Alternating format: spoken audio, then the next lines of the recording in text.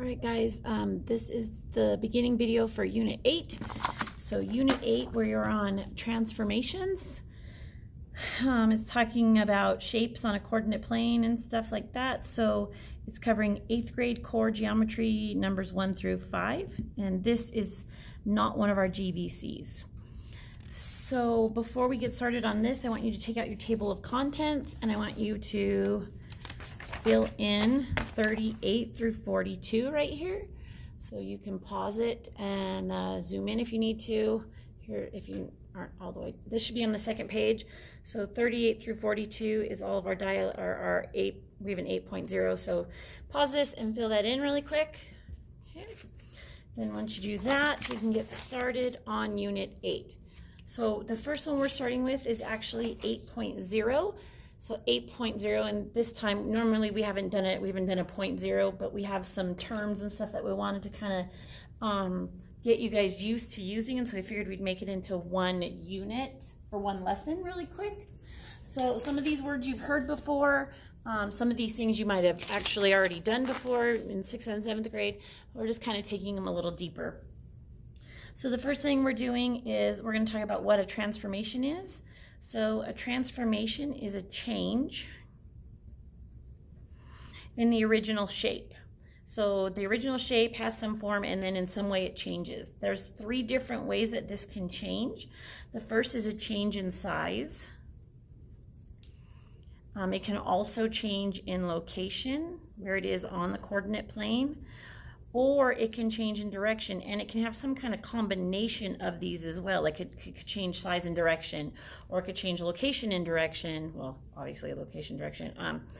And so there's little examples over here. Like we can push it, we can pull it, we can expand it, we can shrink it. That's just kind of a little, key little thing there for you to help you remember. So pre-image, remember pre means before. So this is another name for your original shape. So the one you start with is called the pre-image. So start. Okay.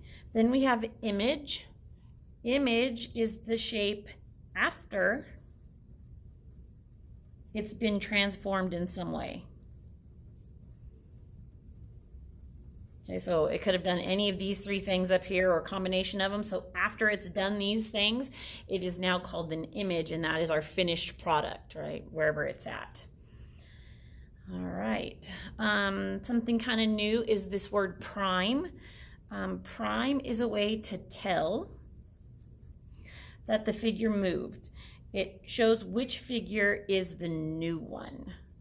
So if you've got this here, just cross this out because this wasn't supposed to be here. I made some copies and then realized that that was there. So if you have it, cross it out. If you don't have it, good.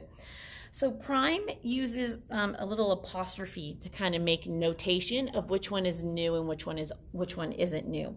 So if we've got this shape, this triangle here, this is our pre-image. This is A, B, and C. Okay, so this is the pre-image. If we take it and we do something to it, let's just say we slide it over, okay?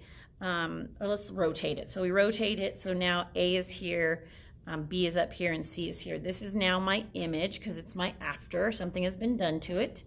And the way we note that one is the pre-image and one is not is the new image, the pre-image stays just like this, A, B, C. But my new image, or my image, gets these little apostrophes next to each of them to notate that to make a note that you know which one is the new shape. Okay. All right. And then last one on this page, sorry, I'm trying to make sure this fits in here, is rigid transformation.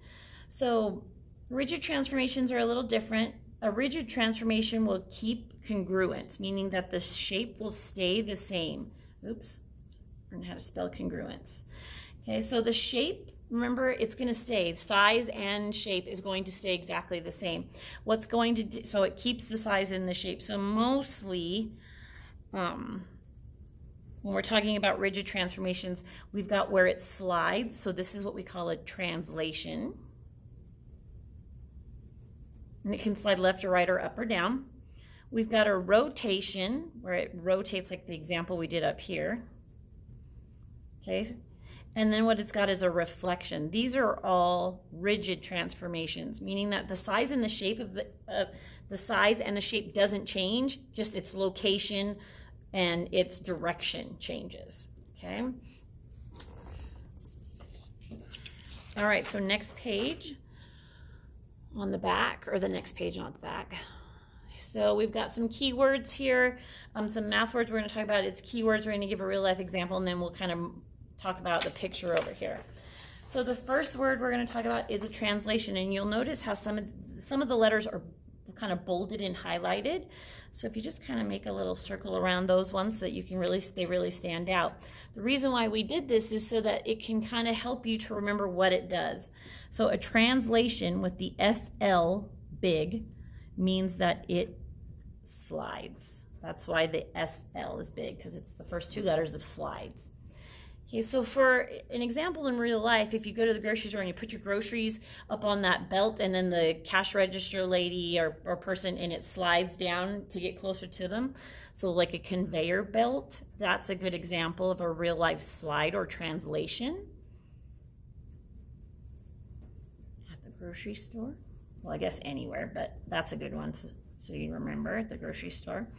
So if you look over here, you can see that we've got two images here. And if we didn't have some kind of notation, we wouldn't know if it slid up or if it slid down. So that's why we've got these prime marks. So if you look really close, you can see these prime marks right here on these three. This one here is my image. Remember, the image is the after it's moved. This one without the prime marks is my pre-image, the one before it moved. Okay. All right, so reflection is the next one, and you'll notice that the F and the L are bolded and highlighted. This is for flip. Okay, so we've got mainly the best one I can think of, the best example of this in real life is a mirror, or like your reflection in a lake or in the water. Okay, these are some good examples of a reflection or a flip in real life. So we'll either reflect over a y-axis or an x-axis or a certain line. Okay, so in this case right here, you can see that it's really tiny, but here's the prime marks on this one. So this one right here is my image, my after. And this one here is my pre. And you can see basically what it did was it flipped over the y-axis. It went from here to here and it moved over, or flipped over. Okay. The next one is a rotation, and you'll see that the T and the A are bolded and highlighted. That stands for turn, oops, and around. So the T-A is turn around. Actually stands for two words here. So the best one I could think of is like the inside of a washing machine, how it either rotates this way, or if you've got like a front load one, it like rotates this way. So that was the best example I could think of. I'm sure that there are lots of others. So, oops, a washing machine. The inside of a washing machine is a good one because it just rotates and rotates and rotates. So you can see the example here. This one doesn't have any prime marks, but the arrow kind of lets us know that it went from here to here. And so this one right here would be our pre-image. And normally they would have marks, and this would be our image. So it rotates around some point, whether it's around the origin or a certain point on the graph. So that's that one. Now, really quick, these three here are rigid motion transformations. So I want you to write rigid under each of these. Okay, these ones, the shape never changes. It just moves around on the graph somewhere on the coordinate plane. Now, the last one we're going to talk about is a dilation. And you can see that the D and the I are bolded and highlighted. That stands for decrease or increase. And what I mean by that is that it's either going to get bigger or it's going to get smaller. So this one's not a rigid transformation because the shape actually changes in size. So this one's not rigid. Okay, so the one thing I was thinking of is something that you look at, looking at something through a magnifying glass.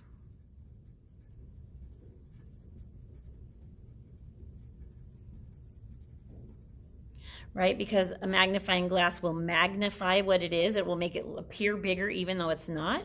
And so the pre-shape would be looking at it without the magnifying glass, and then once you look at it through the magnifying glass, that would be the image. So you can see on our example here, here's our prime marks here. So that means that this one right here is our pre-image.